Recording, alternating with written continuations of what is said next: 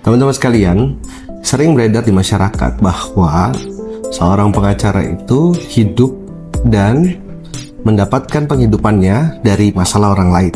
Sampai bahkan ada ungkapan bahwa masalahmu rezekiku. Ini tentu satu anekdot yang tidak pantas bagi seorang pengacara atau orang yang bekerja di bidang hukum. Bagaimana? Maksudnya seperti apa? Mari kita bahas.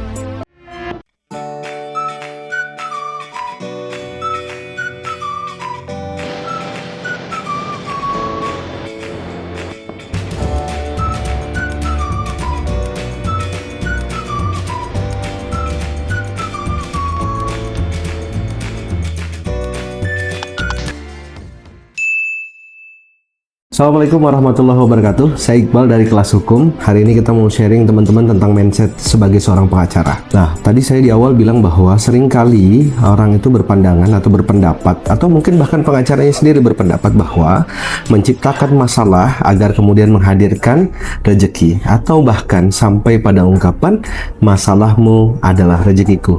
Tentu ini bukan merupakan anggapan atau mindset yang benar. Sebagai seorang pengacara atau officium nobile, ini adalah sebuah profesi yang mulia.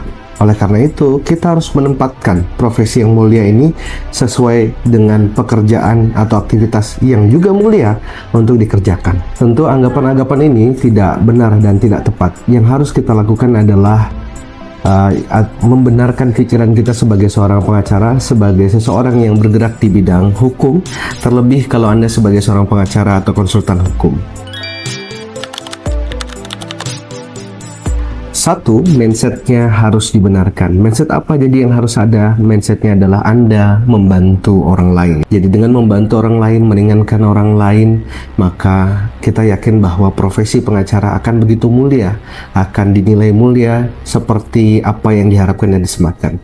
Oleh karena itu, aktivitas membantu ini, makanya pengacara diajarkan untuk juga menghandle atau mengerjakan perkara pro bono, perkara-perkara yang mungkin tidak secara langsung memberikan nilai materi kepada pengacara tersebut atau konsultan hukum tersebut. Ini juga yang tentu menjadikan aktivitas itu atau kegiatan sebagai seorang pengacara begitu mulia, begitu baik untuk dikerjakan, sehingga kalau dilandasi dengan mindset membantu orang lain, maka dia akan begitu bernilai. Yang kedua, teman-teman, mindsetnya adalah bahwa setiap permasalahan klien itu bukan kita yang menciptakannya, bukan kita yang menjadi penyebabnya. Beda kasus kalau Anda terlibat langsung atau mengerjakan langsung atau bahkan membuat permasalahan didapati oleh klien Anda. Ini tentu menjadikan profesi sebagai pengacara atau advokat itu menjadi tidak bernilai atau bahkan lebih rendah nilainya. Oleh karena itu, Anda harus berpikir bahwa dan juga tentu tidak perlu dan tidak layak berkontribusi terhadap permasalahan-permasalahan yang dihadapi oleh klien Anda. Jadi karena Anda tidak ikut atau tidak terlibat dalam permasalahan mereka, sehingga membenarkan mindset yang pertama tadi bahwa karena Anda tidak berkontribusi terhadap permasalahan mereka, maka kita adalah orang yang membantu, meringankan, memudahkan permasalahan mereka.